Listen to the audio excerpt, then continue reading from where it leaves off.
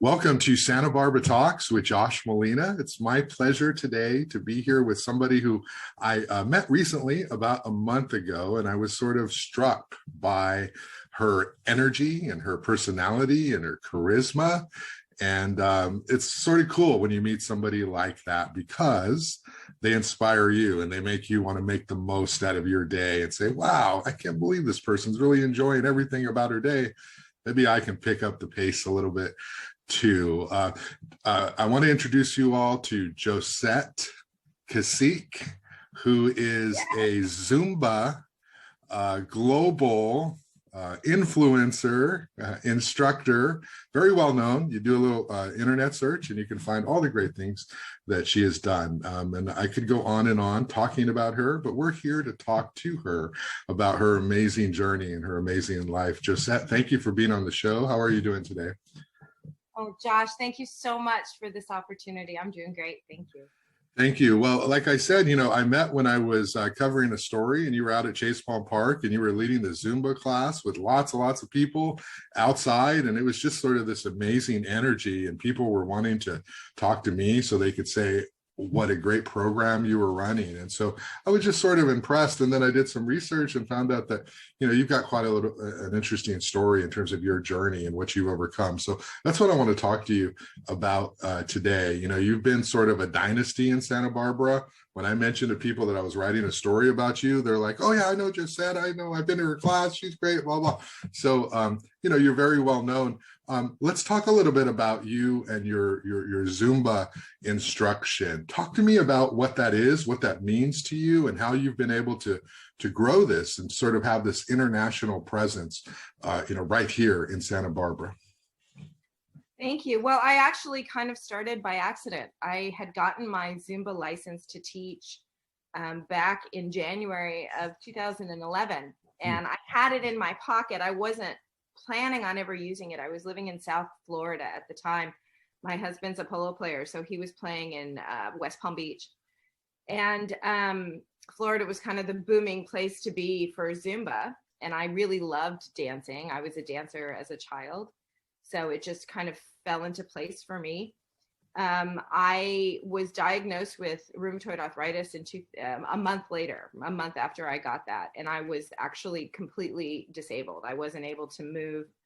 I got RA very suddenly. It hit me in the middle of the night. It's just the worst thing that could possibly happen. You go to bed awesome and you can't get up when you wake up. And it wasn't just a one-time thing. It was, as it turned out to be, I had advanced numbers, so my disease was advanced. I lost the function of this elbow within 10 days, so it was attacking my body pretty rapidly. So that was how I kind of started, and I know that's a funny start, but at the same time that I was getting this disease, a friend of mine had emailed that they were looking for a Zumba instructor in Santa Barbara at the city of Santa Barbara. And I had been trying to get back to Santa Barbara. My husband was playing polo in Austria and he was doing the European circuit. And I just said, I want to go back home. I want to go back to Santa Barbara. And it was the perfect opportunity, but I couldn't move. So it was kind of interesting. I flew out to Santa Barbara. I stretched and faked it as best I could when I sat down and I said, I really want to do this. I need to do this. I need to be back in Santa Barbara. I need to be here where my heart is. And I need to dance because I was silently dealing with a lot of choices and a lot of decisions to make in terms of how I was going to handle my disease. What was that process like? Did you wake up one morning and all of a sudden your body felt a certain way, or was it a gradual process? Talk to me about that moment when you realized, uh-oh, something's up. Yeah, I had a little bit of fibromyalgia before RA hit me. So I was kind of dealing with that, but it wasn't so severe that it prevented me from doing anything. And I woke up at 3:00 in the morning screaming. And my husband was, what's going on? And I couldn't move my neck. My knees were both like this. They were swollen to the point where the pain was just unbearable. And my elbow, it felt like somebody was breaking my bones.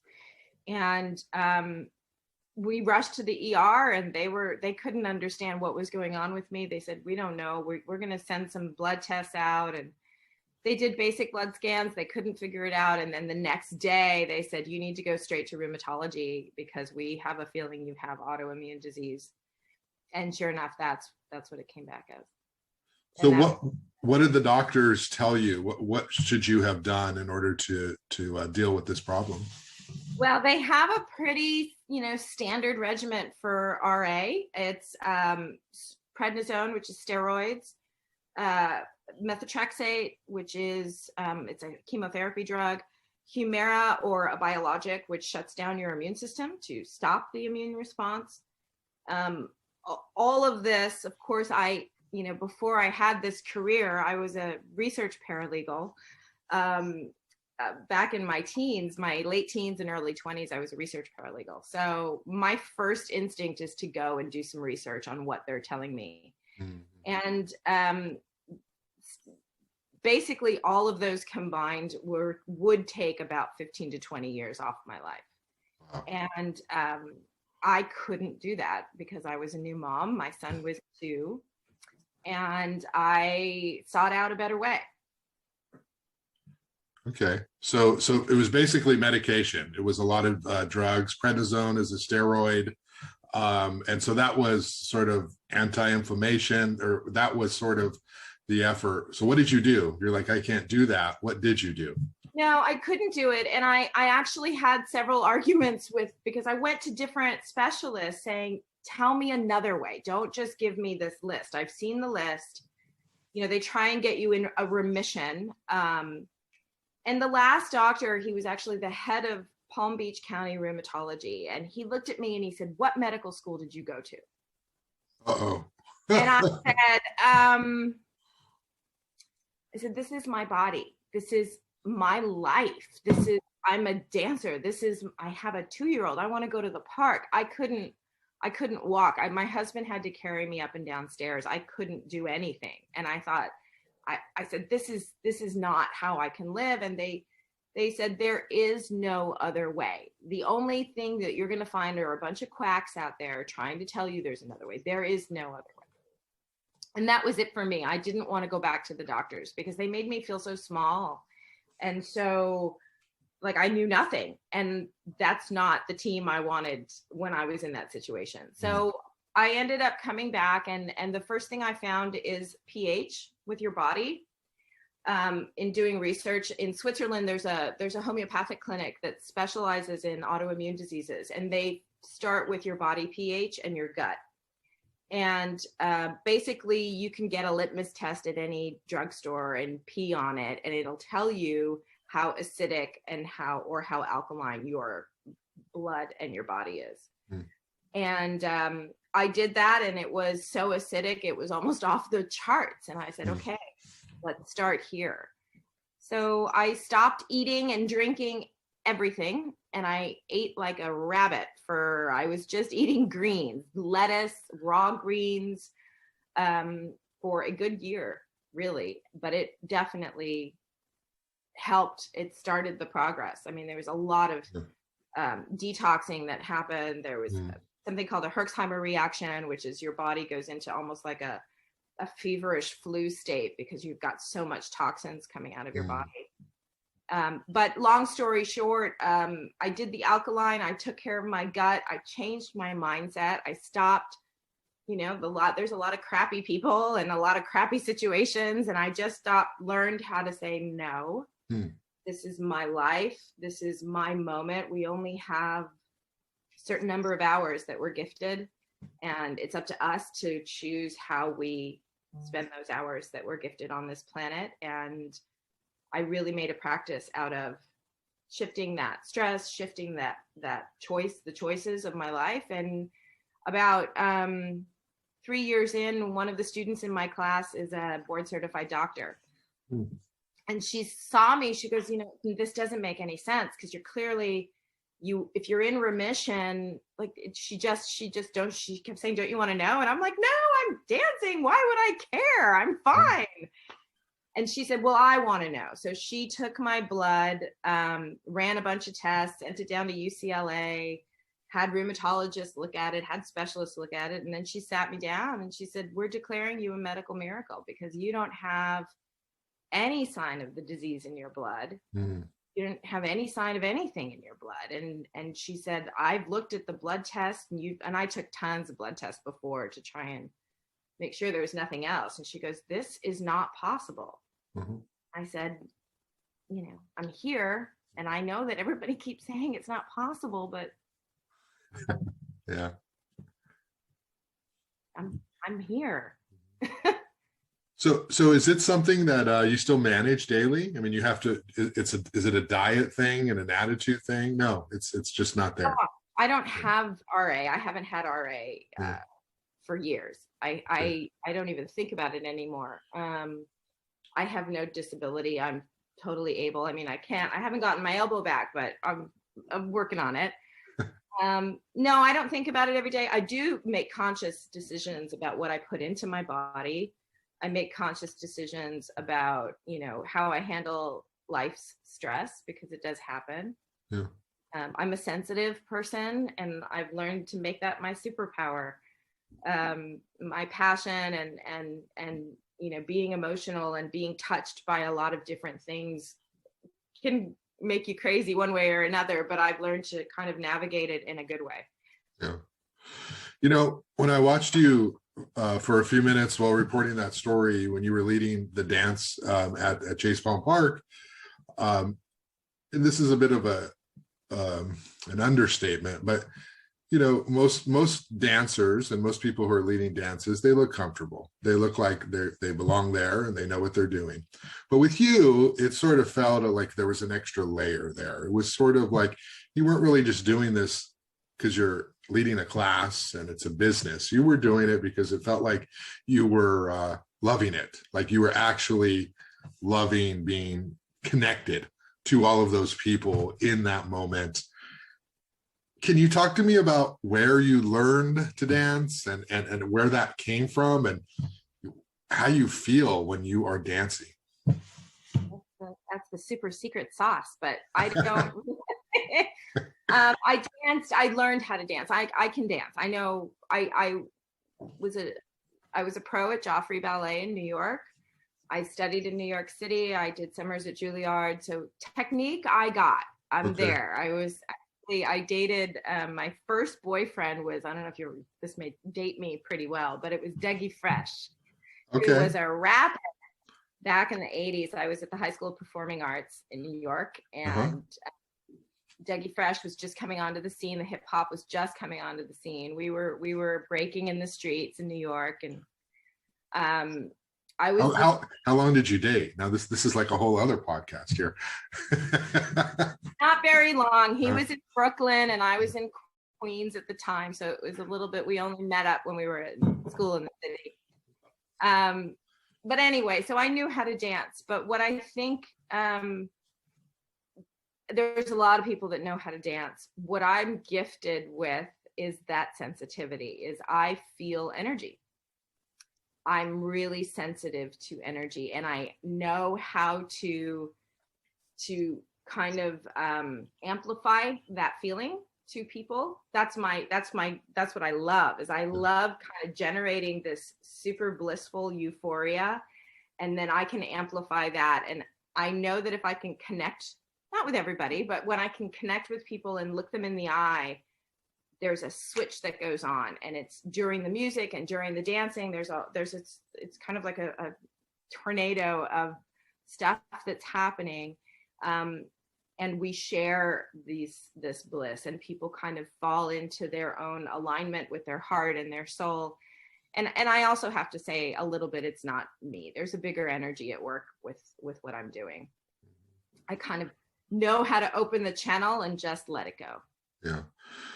Well, what I noticed about you is outwardly, it would be easy to label you as an extrovert, right? It would be easy to say, Oh, she's super outgoing. She's an extrovert and she loves people and she loves that interaction. I think to a large degree that's true. But what resonated with me was not that, because there are a lot of extroverts and they can be overwhelming, right? They can be very self-focused. They can be all about them. What resonated with me in that short interview we did was you were actually an introvert who was focusing very closely on the details of people. And that's rare when you have the extrovert who's outgoing, but you also have the introvert who is actually really comfortable with one-on-one. And so I'm wondering if you could talk about what your childhood was like and your upbringing, and what was it like for you? Were you the loud kid in the classroom? Were you the quiet one? Did you make the switch one day? Can you walk me through that? Wow, that's a great question, Josh. I was an introvert. In fact, I never even was asked out to the prom. I read books. I like to be in my imagination. I like to dance, wrote music, wrote songs. I spent a lot of time dancing. So I was in dance classes, performing. I did off-Broadway work. So I was always kind of in creative, but at the end of the day, I never had tons of friends. I just would go home and read my books or do that. So, I grew up with, my mom is the daughter of an ambassador. She's the daughter of the first ambassador of Haiti to the United States. My mom's from Haiti. And my father's from Holland. So, the Haiti upbringing, we were dancing all the time. There was merengue going on all the time. There was amazing food, and there was a joie de vivre that we had. And my dad was more of a stiff upper lip kind of a person. So growing up was quiet. It was really quiet and focused on dancing and education. So did you have a mom or your dad or both of them? Did they put you in a program at 5 years old and say you're going to be a dancer, or what was that like? Yeah, I was 3. Okay. They put me in right smack in ballet and my brother in tennis. That was how it was going to be. And it was 6 days a week, dance, all throughout my entire life. And I'm very grateful for it. I really am. I think my parents did the best they could.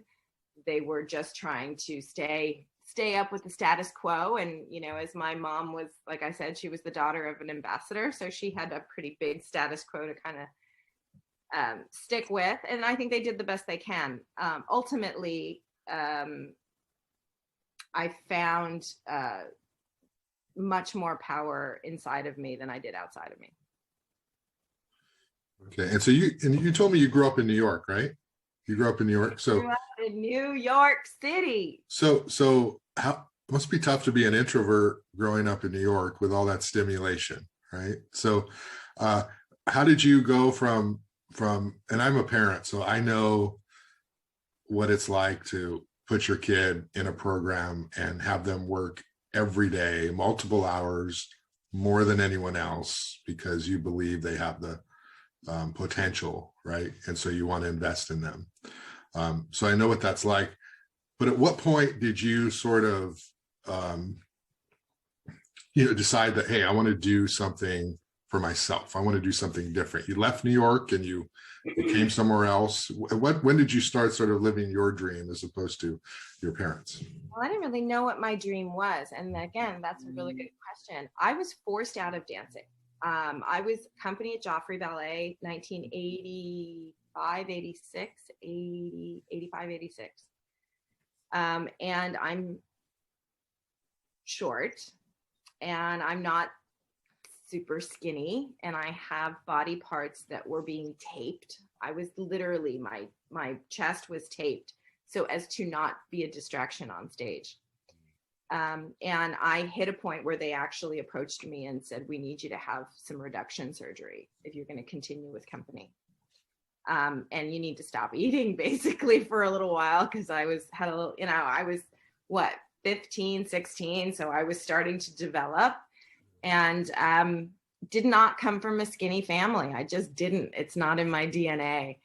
And it was really that moment where I thought, I'm never going to make it. I'm never going to stand in any line with a bunch of tall, skinny women. And that at that time, that was before kind of people embraced different bodies. But at that time, it was very strict. You had to be a certain way. I could dance like nobody's business, but I didn't fit the mold that they wanted. Yeah. So I left dancing around 16. Okay. So was that a betrayal to you? I mean, did you feel like you'd given all this, and you're so qualified, you're so good, you're just as skilled, if not more, but the industry says we want something else? How did you react to that? God, it was so long ago. I know I started smoking 2 packs of cigarettes a day. Oh, no. I remember that, trying to get skinny, because that's what you did when you were 16 in New York and you were a dancer. Yeah. I started smoking, so I didn't eat. I mean, obviously it definitely caused some eating disorders. I'll say that. Yeah. It caused some intense insecurities. I doubted everything I was doing. I didn't know who I was. And it was the most amazing journey other than my RA. And I'm so grateful for it, because, we don't ever learn when everything's all great and funny and wonderful. We always evolve and expand and learn and grow when, the crap hits the fan. So, yes, it was a betrayal. Yes, there was trauma. Yes, I still to this day will look in the mirror and go, I don't know why they're still coming to my class. I'm like, I need to go on a diet. And luckily I have my husband who will shake me and go, please don't do this. Don't go there again. And he kind of reminds me, that I'm still dealing with these issues. So, we've all got our stuff, but that definitely traumatized me for a long time. Yeah. Yeah, it's interesting because, like as somebody who met you a month ago, like, how you describe those things you deal with, it would be the last thing I would think of. I just saw this like, whoa, burst of energy. Who is this person? So you left New York and you moved to LA, and then you talk to me how you came to Santa Barbara. My big brother was going to UCSB, and I was my senior year of high school in New York, and he said, come visit me. You've got to see this place. And we were living in Manhattan, 62nd and 3rd. My life was completely different. And I came out here, and I remember getting out at Santa Barbara airport and just going, what is this? There's palm trees. It was so beautiful. And I said, people really live here? Like they live like this? And that was it. I graduated high school and moved out here to be with my brother. And then from there, I started at City College, decided I wasn't going to be a dancer. So I went to study law. Okay. I loved research. So I did research and did a little bit at Santa Barbara Law School, although I didn't finish. Worked as a paralegal for a while and then decided that wasn't right for me. Mm-hmm. So then I went down to LA and started doing performance and acting. And I was, an extra on Friends and made a lot of friends out there, and decided that wasn't for me either. So your brother, he went out to UCSB, and what is he doing now? Is he doing anything like what you're doing, or? No, he lives in West Palm Beach, Florida. He moved back to the East Coast. He's actually visiting right now because he can't stay away from Santa Barbara for very long. It's a little addictive, as you know, and it's just the greatest city ever. So he's happy that I'm still here. He just comes to visit. He retired at 52, but he worked for the airlines. So it was the perfect opportunity for him. He worked for American Airlines when COVID hit to just say, I'm done. Lucky him, 52, all done, huh? No, well, now he's bored. So he said he's going to try and maybe get a yoga certification or something. I don't know. He wants to work with the environment. Yeah. I want to sort of talk to you about how you go from following your dream to starting a dance class and just doing that and then having it explode. I mean, you've got a great presence on the internet, and these national media companies have done done stories on you, and you have this reputation as sort of like one of the most well-known, prominent Zumba instructors in the world. How do you get there, right? I mean, can you talk about your first class and how you exploded? My first class had 3 people in it. I couldn't move because I was really sick. But my heart was in it and I loved it. It was an hour where I could emotionally escape all the crap that was going on. And I think that also translated, again, because I can share the way I feel, my energy connects with people. Other people kind of started to feel that too. It was the hour that they could disconnect. And Zumba does that in general. I mean, Zumba is an amazing program. It's just a great program. I was told that I would be canceled by the city of Santa Barbara because I wasn't bringing in anybody. So I learned how to market really quick. I called some people at Zumba and I said I needed help. And I signed up for some business courses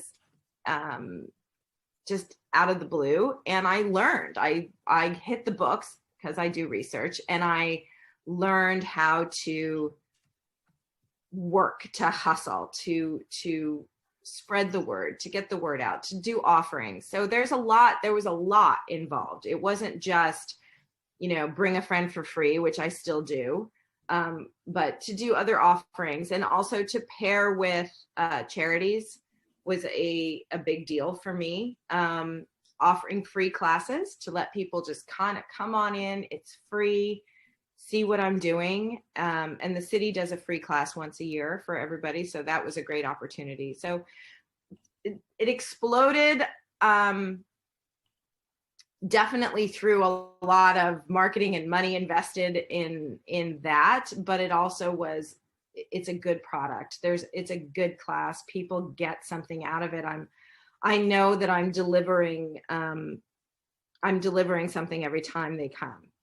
So I believe in what I'm doing and I love what I do and I love the people. So it's a little bit more than just, another business.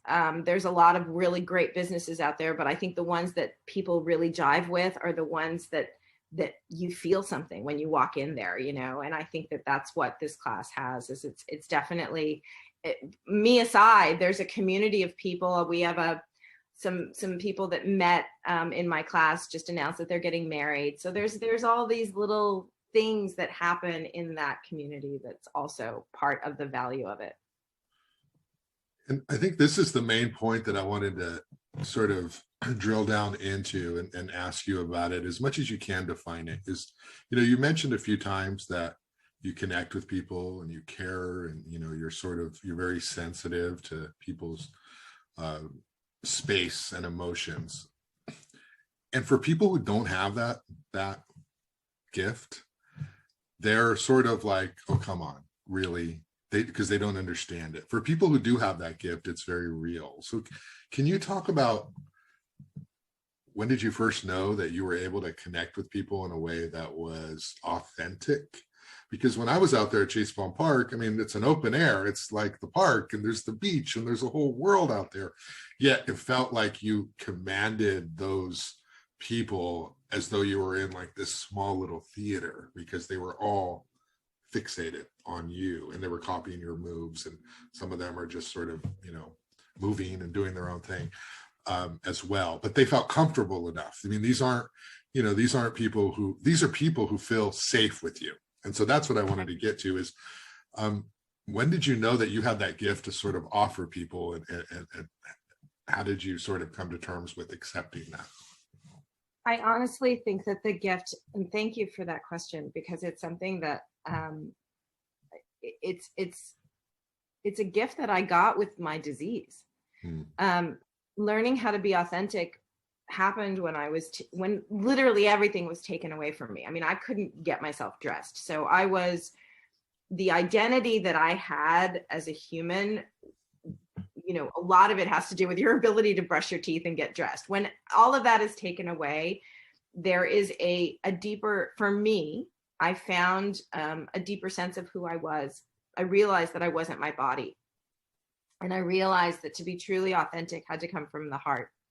it had to come from a deeper place. I basically started to drink from a deeper well when I got sick.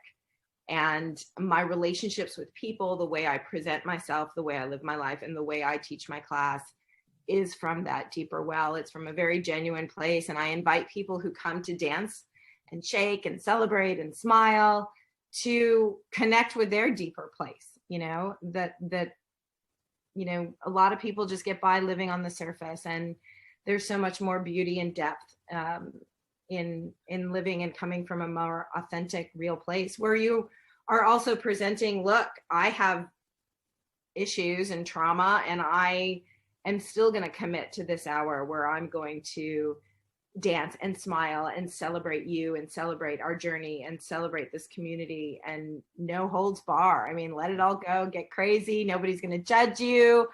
We're just going to giggle and laugh. And there's a freedom that I found in that. And I've also been doing it, for 10 years now. So I'm fairly well practiced at it. And you're also a mom, right? You have a young son, is it? So yeah, 12-year-old. So can you talk about what it's been like? Because it sounds as though you started your business dancing, you dealt with RA, and then you have a child all around this time. And, having a child is just on its own. Like there's so much that happens to you and your body and your mind. And it's just like so overwhelming. It's life-changing, obviously, in addition to having another human being you're caring for. Can you talk about how you've been able to manage being a mom and grow and do all of this? Well, he's my inspiration. So you're a parent, you know this. He's my everything. He's the reason I wake up in the morning. He's the reason I open my eyes, to be honest with you. He's the reason I healed myself naturally, because had I not been a parent, I probably would have said, who cares about the extra 15 to 20 years off my life? I mean, whatever. He is my inspiration. And being a mom, luckily Zumba is only 1 hour a day. And my husband he works, he trains horses. He's a polo player. He doesn't play professionally anymore, but he has a school where he teaches children and adults how to play polo. And so being a mom has taught me so much about not only, again, being authentic and living from a deeper place, but my son he's extraordinary, and he's magical. And he's watched me go from sick. He was 2 when I was diagnosed. And I remember vividly the day that he came crying and he said, why don't you pick me up anymore? And it was that kind of a moment. And those moments were multiple, where I said, I got to do something else. Like, this is my everything. And he still remains my everything. He's an extraordinary human being, and he is very supportive of people, and he wants to be an uplifter. He goes everywhere he goes, and he just tries to uplift people and keep them smiling and laughing. So I'm very lucky. There are a lot of people who have dreams, right?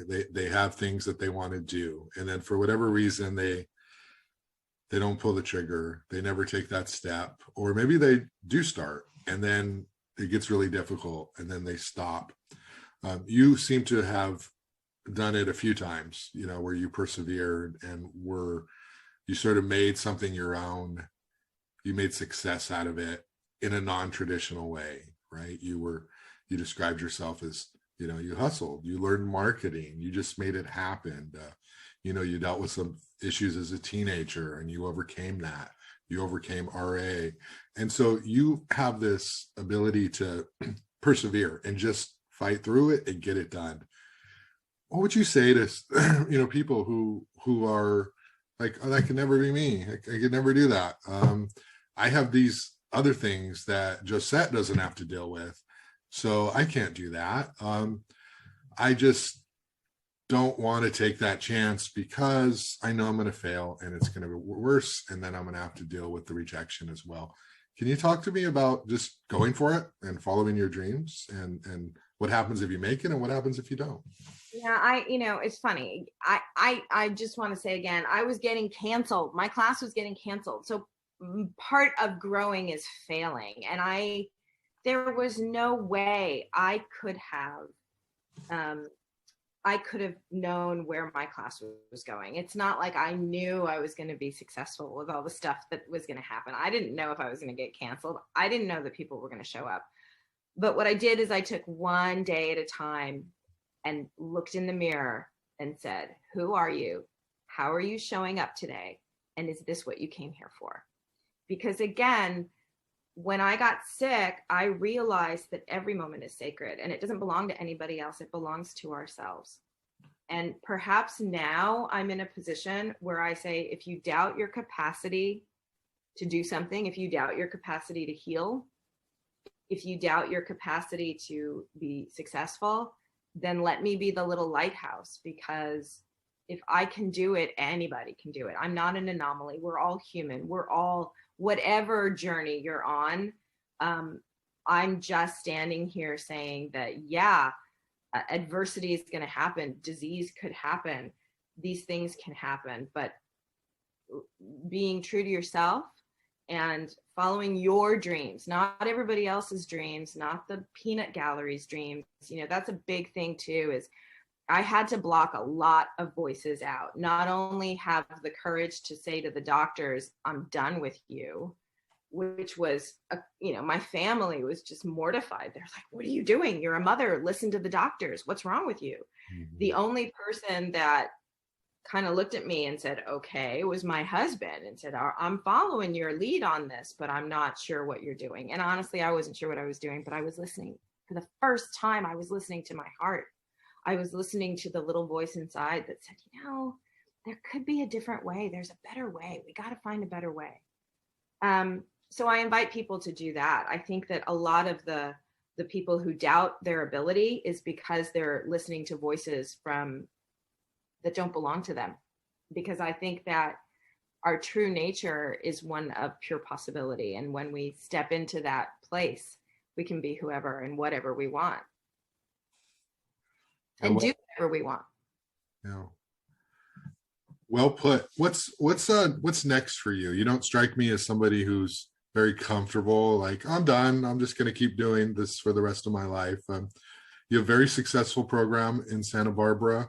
We're hopefully coming out of the pandemic. I know that you had a lot of, and everybody had a lot of impact from using spaces and, having people inside and attendance and everything that every business had to deal with because of the state orders. So I know you're dealing with that and you're trying to come through that. You have your Saturday class.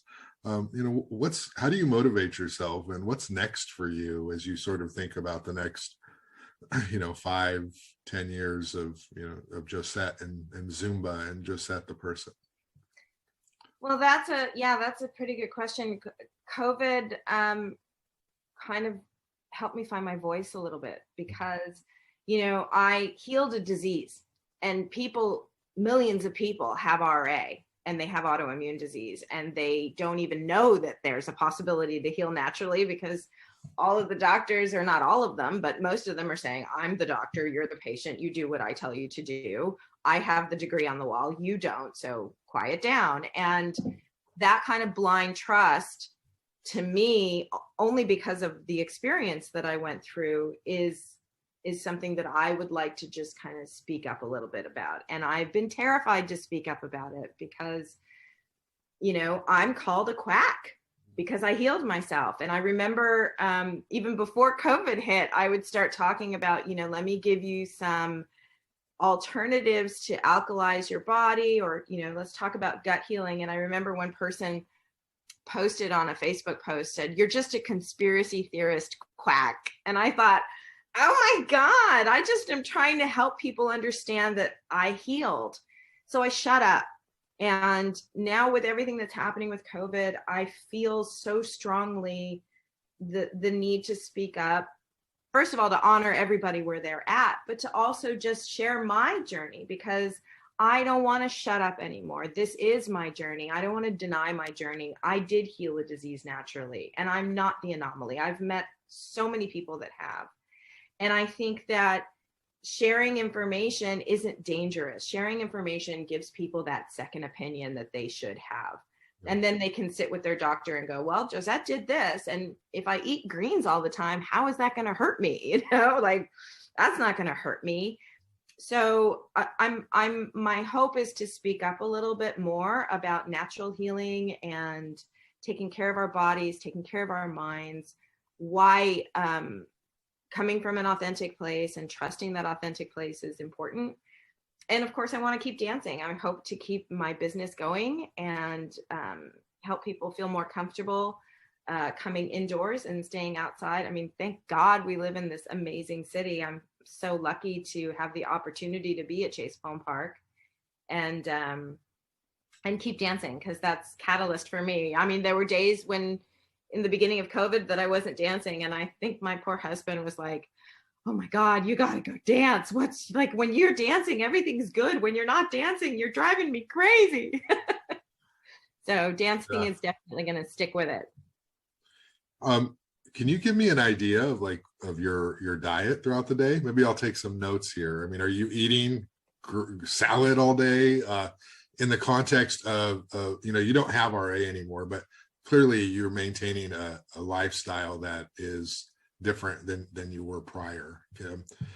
How do you manage that? What does your diet look like in a typical day? I mentioned I married an Argentine, so his diet is beef and pasta and gummy bears and junk. And he smokes a pack of Marlboros a day, my husband. And he's probably in perfect shape, right? Regardless of all that. Yeah. Never gets sick. And I think he's like the only smoker in California. I don't like, how do you keep smoking? Nobody smokes anymore. Like, why would you? But anyway, that's beside the point. Yeah, I'm about 70% greens now. We went, before COVID hit, we went to the Dominican Republic, and I had my first chocolate mousse in 10 years. And that was it. I was like, oh my God, I can't believe I haven't had chocolate in 10 years. And so now we have chocolate tastings in our house once a week, my son, my husband, and I, and we try and find the best chocolate. So I do eat mostly greens. I eat a little organic chicken, some salmon, but red meat? Do you eat red meat? No. I did. I have to say, the other day, my husband had an asado because that's what he does. It's really funny. He invited people over for a barbecue, and he doesn't have like the Weber like everybody else has. He has one of those giant Santa Maria grills that's on wheels. I mean, it's on wheels. Who has a barbecue on wheels? Mm-hmm. And he trailers it around wherever he goes because he doesn't trust other people's barbecue. Oh, wow. And he has, his cut wood, and he has to do this thing. And he said, look, this is the best beef I've had. You have to try this. And I haven't eaten beef in a while, but I did have a little bit of it, and it was delicious for sure. But I couldn't sleep because there was so much protein going through my body. So I try and stay alkaline. I juice a lot. I just like to eat healthy stuff. I like to eat organic stuff, close to the earth, natural as God can give it to you. I try and stay that way. Do you watch your dairy? I don't eat dairy. No dairy. Okay. And sugar? Any sugar? Not much. Not for that chocolate. Except for that chocolate. It's interesting. You went to the Dominican Republic to try your first chocolate mousse. Huh? Well, I didn't. It was unintentional. We were at the Club Med there in Punta Cana, and that was their specialty, was chocolate mousse. And I thought, I haven't had sugar in 10 years. And that was it for me. That was it for fitting into my jeans too. But that's another story. Oh, wow. Yeah. Giving up sugar, that sounds like the worst thing in the world. But I obviously, objectively, we know it's really good for your body, but it's hard if you love sugar to do it, It's interesting for me. I was in a position where I couldn't move. So I was kind of forced, and it wasn't that hard once I started it and committed to it. Once you make a decision to do something and you really decide, I think that just taking, I always say it's the first 3 hours. If you can get through the first 3 hours committed to your decision, you're good. And then the first 3 days, once you're past that first 3 hours. So I take it in threes. 3-6-9, like Tesla told us to do, just three. All right. Well, can you talk us just a little bit as we wrap up here about your Zumba offerings and your class and where people can find you and how they can get this every week, a little bit of Josette every week? That's awesome, Josh. Thank you. Yes, I am currently, we don't know how it's going to go down, but right now I'm temporarily back in the ballroom Monday through Thursday. Okay. Excuse me, at 5:30 p.m. at the Carrillo Ballroom, which is the corner of Carrillo and Anapamu. Anacapa. Kappa, thank you. Yeah. That's bad. And then Saturday mornings at 11:30 at Chase Palm Park, not the beach side, the where the concerts in the park is, where the stage is. So you're back to 5 days a week now. So you have inside and then you have your Saturdays. Okay. I do, and it's still, we're still trying. We're only limited to 10% capacity in the ballroom, so Okay. I feel really good. I mean, that's another thing. We're coming out of a pandemic, so the most important. And I'm in the health and wellness business, so I want people to feel safe, and I want people to feel healthy. Luckily, my doctor, who is the one that declared me a medical miracle, she comes beautifully to my class. She feels safe, she encourages other people. So that's really been a big help for me as well. Okay. Well, Josette, thank you for everything you do. You're very inspirational. And I know you tried to get me to Zumba that day I was out there, but I was very professional. I had to get my work done. But I'm sure at some point I'll check it out on the Come on. ballpark, and sure it'd be a lot of fun. I did see a lot of people I knew out there, so I was like, whoa, I guess it's a small world. A lot of people know about Josette, and everything you're doing. So anyway, thank you for the conversation about your experience and your journey and your just everything you do, because I think you're very inspirational. So thank you for taking the time. A privilege. Thanks, Josh. Okay, good luck. Thank you.